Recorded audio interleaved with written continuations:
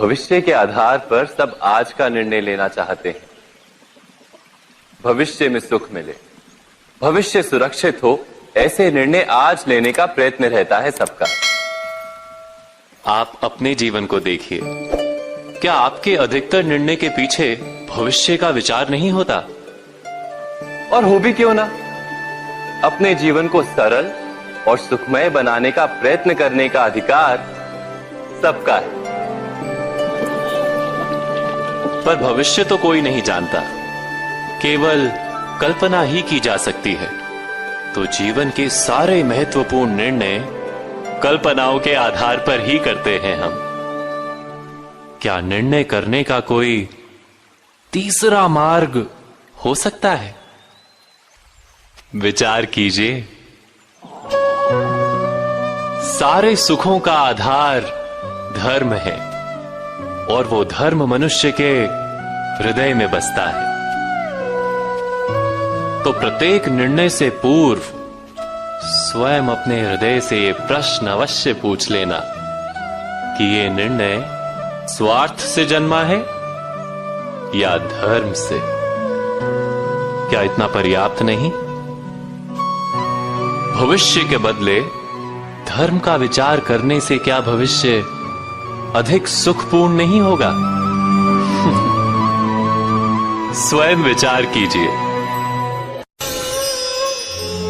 व्यक्ति को जब उसके अपराध का दंड मिलता है, तब कभी कभी उस न्याय को देखकर मन कचोटता है। प्रश्न उठता है हृदय में कि जब वो अपराध हुआ था, तब व्यक्ति भिन्न था। उसके पश्चात उसने इतने पश्चाताप किए, स्वयं में इतना परिवर्तन किया, फिर उसे दंड क्यों मिले? पर जहां आघात होता है वहां प्रत्याघात भी होता है। जैसा कर्म वैसा फल। यदि किसी को प्रेम दोगे तो सुख प्राप्त होगा, यदि किसी की हत्या करोगे तो मृत्यु दंड मिलेगा। जैसा कार्य वैसा ही न्याय। तो फिर प्रायश्चित और पश्चाताप का कोई मूल्य नहीं है? अवश्य है मूल्य। प्रायश्चित और पश्चाताप मनुष्य की आत्मा को बलवान करता है। आने वाले दंड को स्वीकार करने के लिए मनुष्य को तैयार करता है। अर्थात बिना प्रायश्चित के दंड स्वीकार करने का कोई मूल्य है? स्वयं विचार कीजिए।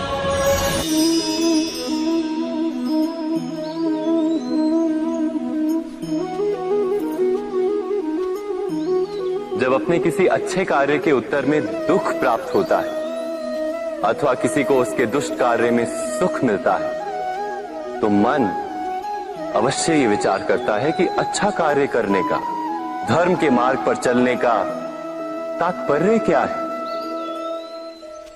पर दुष्ट आत्मा को क्या प्राप्त होता है ये भी देखिए।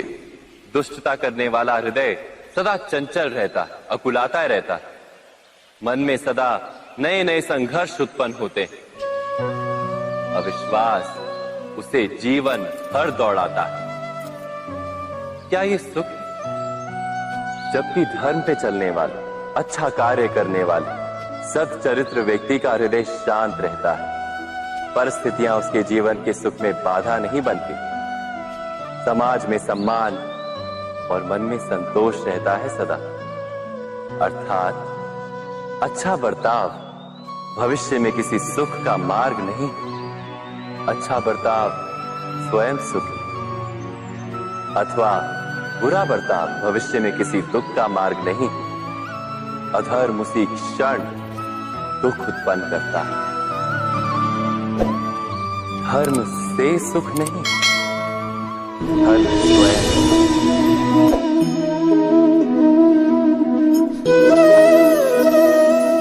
सत्ता की लालसा सबके हृदय को घेरे रहती है। प्रत्येक व्यक्ति अपना एक राष्ट्र निर्मित करने का प्रयत्न अवश्य करता है। फिर वो राष्ट्र कुरु राष्ट्र की भांति बहुत बड़ा हो या फिर अपने परिवार तक सीमित हो, वो सत्ता प्राप्त करने का प्रयास अवश्य करता है। किंतु सत्ता का वास्तविक रूप क्या है? क्या हमने कभी विचार किया है? एक मनुष्य जितने अधिक लोगों के जीवन को प्रभावित कर सके, जितने अधिक लोगों के जीवन की स्वतंत्रता पर अंकुश रख सके, उतनी ही अधिक सत्ता का अनुभव करता है वो। सत्ता का वास्तविक रूप ही है अन्य के जीवन पर स्वयं का प्रभाव। किंतु क्या वास्तविक प्रभाव प्रेम, दया, करुणा और धर्म से निर्मित नहीं होता? जब भी मनुष्य कठोरता और अधर्म से सत्ता प्राप्त करने का प्रयत्न करता है, तब वो दूसरों के हृदय में विरोध अथवा विद्रोह को जन्म देता है। और परिणाम कुछ इस प्रकार।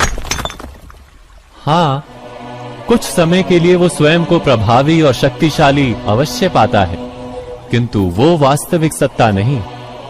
यही कारण है कि भृगु और वशिष्ठ जैसे ऋषियों की आज भी पूजा की जाती है, रावण और हिरण्यकश्यप की नहीं।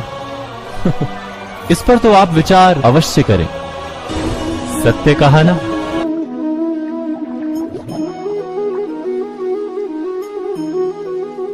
इस संसार में आने वाला प्रत्येक बालक संपूर्णतः संस्कार रहित होता है।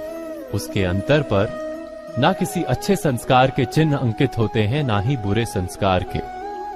अर्थात जन्म से बालक में ना कोई गुण होता है और ना ही कोई दोष। तो ये दोष अथवा गुण किस प्रकार प्राप्त होते हैं? क्या हमने कभी विचार किया है? जो बात माता पिता के मुख से निरंतर सुनी जाती है, वही बात उनकी संतानों के हृदय का संस्कार बनती है। जैसे किसी गांव में नदी तट तक एक पगडंडी बन जाती है केवल उस मार्ग पर बार बार चलने के कारण।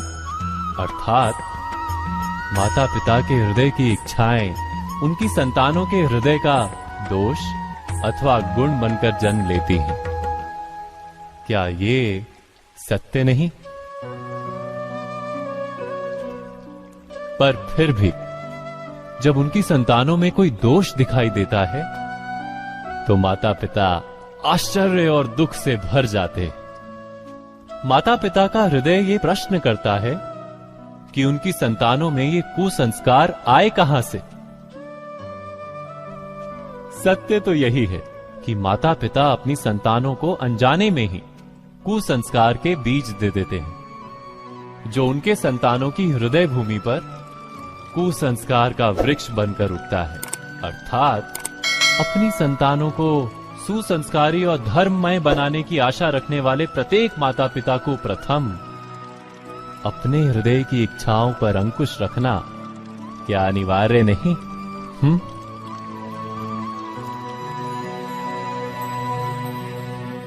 प्रत्येक माता पिता इस पर विचार अवश्य कीजिएगा। ये नीम के पत्ते, यदि इन्हें चखोगे तो मुख बना लोगे। ये कितना कड़वा है हे नारायण! इससे अधिक कड़वा तो संसार में और कुछ हमने चखा ही नहीं है। कदाचित आप इसे फेंक भी दोगे, किंतु यदि स्वाद से आगे बढ़ के इस नीम को समझने का प्रयास करोगे तो आपको ज्ञात होगा कि ये नीम कितनी अधिक महत्वपूर्ण है, कितनी महत्वपूर्ण औषधि है और हमारे शरीर के लिए कितनी अधिक लाभदायक है। ये नीम, इसमें अनेक रोगों का काट छिपा हुआ है। वैसे ही जीवन में कई बार हम लोगों से मिलते हैं, नेत्रों से उन्हें देखते हैं और हमें वो इतने अच्छे नहीं लगते। अब ऐसे में क्या करना चाहिए?